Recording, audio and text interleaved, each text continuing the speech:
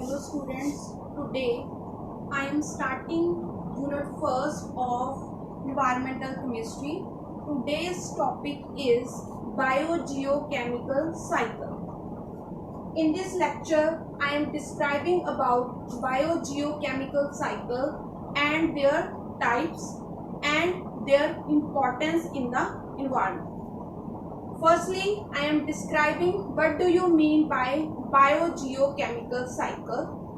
Its name suggesting us bio means that is biotic community.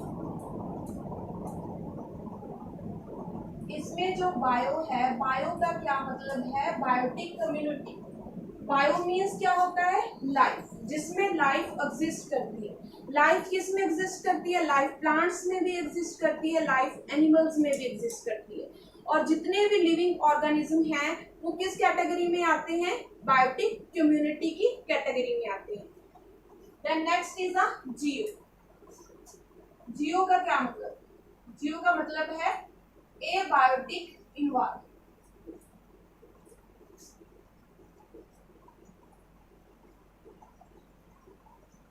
इसमें जो abiotic environment है, abiotic मतलब जिसमें लाइफ एग्जिस्ट नहीं करती. That means gases, water, soil. That means lithosphere, atmosphere and hydrosphere, that is component of the environment, that is called abiotic environment. और then next is a chemical. chemical भी हम इसको बोल सकते हैं और इसको हम nutrients भी बोल सकते हैं. cycle that means circulating of chemicals. chemicals को हम न्यूट्रिएंट्स भी बोल सकते हैं. इसमें सर्कुलेशन किसकी हो रही है? सर्कुलेशन हो रही है केमिकल्स की और न्यूट्रिएंट्स की. और किस किस के बीच में हो रही है? बायोटिक कम्युनिटी और एबायोटिक इन्वायरमेंट. इन दोनों के बीच में किसकी सर्कुलेशन हो रही है? केमिकल्स और न्यूट्रिएंट्स की. उसको हम क्या बोलते हैं? Biogeochemical cycles. Then next, what is important for environment. जो बायोजियोकेमिकल साइकिल्स हैं वो इन्वायरमेंट के लिए क्यों जरूरी है? इसके मेजरली 2 मेन पॉइंट्स हैं. फर्स्ट पॉइंट क्या है कि ये लिविंग ऑर्गेनिज्म के लिए केमिकल्स को प्रोवाइड करता है. Firstly I am describing biogeochemical cycles में मैंने बोला ही है कि इसमें केमिकल्स क्या हो रहे हैं? सर्कुलेट हो रहे हैं. किस किस के बीच हो रहे हैं? लिविंग ऑर्गेनिज्म और एबायोटिक इन्वायरमेंट. इसका मतलब क्या है कि इसमें न्यूट्रिएंट्स की जो अवेलेबिलिटी है, जो लाइफ प्रोसेसेस के लिए रिक्वायर्ड है, लिविंग ऑर्गेनिज्म की लाइफ के लिए बहुत ज़्यादा जरूरी है, उसके लिए इसके अवेलेबिलिटी करता है biogeochemical cycle. So life of the biotic community, ये लाइफ देता है. किसको देता है? बायोटिक कम्युनिटी को लाइफ देता है. Secondly, to prevent accumulation. और ये केमिकल्स हैं, जो एलिमेंट्स हैं, उनको अकोमुलेट नहीं होने देगा. इसके साथ क्या होगा कि अगर बायोटिक कम्युनिटी है और एबायोटिक एनवायरनमेंट है, उसमें केमिकल्स आपस में क्या कर रहे हैं? सर्कुलेट हो रहे हैं. तो that means that using that element, उस एलिमेंट्स को वो यूज भी कर रहे हैं और उसको कंज्यूम भी कर रहे हैं. और इसके साथ जो मेंटेनेंस है बायोस्फीयर का, वो क्या रहता है? मेंटेन रहता है. अगर क्या है कि फॉर एग्जांपल अगर मैं एग्जांपल ले लूं कार्बन डाइऑक्साइड की. अगर मैं कार्बन डाइऑक्साइड की बात करती हूँ, that is existing in a gaseous form. Gaseous form में ये एग्जिस्ट करती है. और गैसियस फॉर्म में अगर इसकी फॉर्मेशन होती जाए बट इसकी कंजप्शन ना हो, अगर इसकी कंजप्शन नहीं है बट फॉर्मेशन है, that means that is accommodate in the environment. इसमें क्या है कि एक ही एलिमेंट इन्वायरमेंट में क्या हो जाएगा? अकोमुलेट हो जाएगा. जितनी ज्यादा अकोमुलेशन होगी, that means that is threaten to a life of the living organism. इसके साथ बायोस्फीयर की जो मेंटेनेंस है वो क्या हो जाएगी? डिस्टर्ब हो जाएगी. We know that in excess everything is bad. हर एक चीज लिमिटेड फॉर्म में होनी चाहिए. अगर एक्सेस में होगी तो वो लाइफ को खत्म कर सकती है. तो इसके लिए that means that also be helping to maintain a biosphere, ये बायोस्फीयर को मेंटेन भी करता है। Then next definition of biogeochemical cycle. Then हम डेफिनेशन करेंगे द मोर और less circular paths of the nutrients. इसमें क्या है कि न्यूट्रिएंट्स ने पास करना है कहां से कहां तक, पीछे भी जा सकता है और आगे भी जा सकता है, किनके बीच में, ऑर्गेनिज्म और इन्वायरमेंट के बीच में।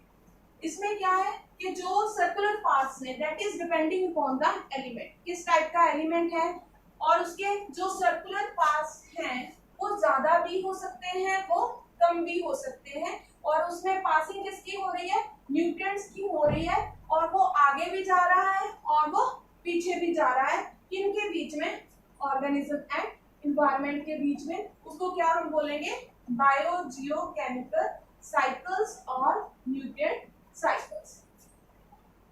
केमिकल्स को हम न्यूट्रिएंट्स भी बोलते हैं, तो इसको हम न्यूट्रिएंट साइकिल भी बोल सकते हैं। और इसमें ऑर्गेनिज्म से इन्वायरमेंट की तरफ भी सर्कुलर पाथ जा सकता है, और इन्वायरमेंट से ऑर्गेनिज्म की तरफ भी जो सर्कुलर पाथ है वो जा सकता है।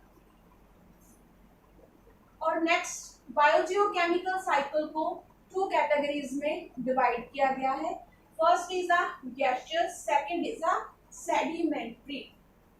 गैसियस का मतलब क्या है कि अगर कोई भी एलिमेंट है वो उसकी मेजर जो कंसंट्रेशन है वो गैसियस फॉर्म में एग्जिस्ट करती है। फॉर एग्जांपल कार्बन डाइऑक्साइड, अगर मैं कार्बन की बात करूं तो उसकी मेजरली जो एग्जिस्टेंस है कार्बन की वो किस फॉर्म में है, गैसियस फॉर्म में है, that is existing as a carbon dioxide, carbon monoxide in the atmosphere. Both are gaseous, दोनों ही किस फॉर्म में एग्जिस्ट कर रहे हैं, गैसियस फॉर्म में एग्जिस्ट कर रहे हैं। तो दैट मीन्स कार्बन डाइऑक्साइड और carbon have a gaseous cycle. वो किस कैटेगरी में आएगा, कार्बन एलिमेंट का जो साइकिल है वो किस कैटेगरी में आएगा, गैसियस साइकिल की कैटेगरी में आएगा। नेक्स्ट है sedimentary cycle. Sedimentary cycle that means कि इसमें अगर एलिमेंट्स की मेजरली जो एग्जिस्टेंस है वो किस फॉर्म में एग्जिस्ट कर रहा है, सेडिमेंट्स की फॉर्म में एग्जिस्ट कर रहा है, तो उसको हम क्या बोलेंगे, सेडिमेंट्री साइकिल। उस टाइप ऑफ एलिमेंट की जो एलिमेंट का जो टाइप ऑफ साइकिल है वो क्या होगा, सेडिमेंट्री साइकिल होगा। Next is a biogeochemical pool. What is their definition, any area और लोकेशन, कोई भी एरिया हो सकता है, कोई भी लोकेशन हो सकती है, जैसे एटमॉस्फेयर है, हाइड्रोस्फीयर है और लिथोस्फीयर है, उसमें कोई भी एरिया और कोई भी लोकेशन हो सकती है जिसमें मटेरियल क्या है, कंसंट्रेटेड है, उसमें जो मटेरियल है उसकी कंसंट्रेशन क्या है, बहुत ज्यादा है, उसको हम क्या बोलते हैं, बायोजियोकेमिकल पूल बोलते हैं। उसकी आगे टू टाइप्स हैं, that is active pool, second is a storage pool. Active pool क्या होता है, that is easily accessible to a live processes, जो लाइव प्रोसेसेस के लिए इजीली अवेलेबल हो, that means for example again carbon dioxide that is easily accessible to a live processes, that is respiration. अगर मैं plants की बात करूं, that respiring, then they intake carbon dioxide from the environment, from the atmosphere. atmosphere से वो easily carbon dioxide को क्या कर सकते हैं, intake कर सकते हो। that means active pole of the carbon is a atmosphere, जहां से easily जो एलिमेंट है हमको मिल रहा है उसको हम क्या बोलेंगे, एक्टिव पूल। वो लोकेशन, वो एरिया जहां से हमें इजिली एलिमेंट मिल रहा है उस पूल को हम क्या बोलेंगे, एक्टिव पूल बोलेंगे।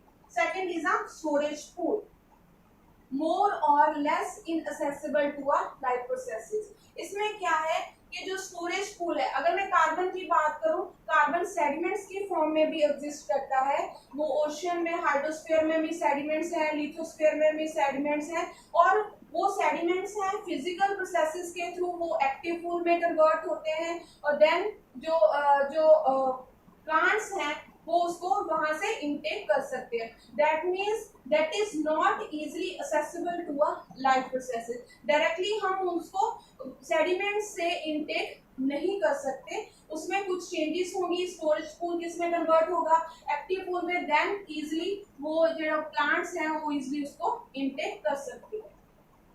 Then next that is a flux rate. Flux rate, what do you mean by flux rate? Quantity of material passing one pole to another. इसमें क्या है कि कोई भी क्वांटिटी किसकी होगी, मटेरियल की. मटेरियल में भी कार्बन हो सकता है, मे बी हाइड्रोजन हो सकता है, मे बी ऑक्सीजन हो सकता है. उसकी क्वांटिटी, कितनी quantity per unit time per unit area में एक पूल से दूसरे पूल पर जा रहा है, उसको हम क्या बोलते हैं, फ्लक्स रेट. मोस्टली जो फ्लक्स रेट होती है वो एक्टिव पूल क्या होती है, हाई होती है, हाई होती है. और इसको कंट्रोल कौन करता है, कंट्रोल इसका होता है लाइव प्रोसेसेस, क्योंकि इजिली ये वन पूल से दूसरे पूल पर कन्वर्ट हो जाती है. और इसको कंट्रोल किसने करना होता है, लाइव प्रोसेसेस के थ्रू ये कंट्रोल होता है. और अगर मैं स्टोरेज पूल की बात करूं, जो स्टोरेज पूल है उसकी जो फ्लक्स रेट होती है that is very low. Flux rate जो लो होने के कारण इसको जो कंट्रोल इसका किसके पास चला जाता है, फिजिकल प्रोसेसेस के पास चला जाता है. Physical processes that means physically, that means temperature, weather, किस टाइप का वेदर है, किस टाइप का टेम्परेचर है, उसके अकॉर्डिंग ही जो इसकी फ्लक्स रेट है वो मॉडरेट हो पाती है. और इसलिए जो कंट्रोल किसके पास चला जाता है, फिजिकल प्रोसेसेस के पास चला जाता है. In this lecture, I am describing biogeochemical cycle, their types and biogeochemical pool, their types and their flux rate. In the next lecture, I am describing one by one elemental biogeochemical cycle. Thank you.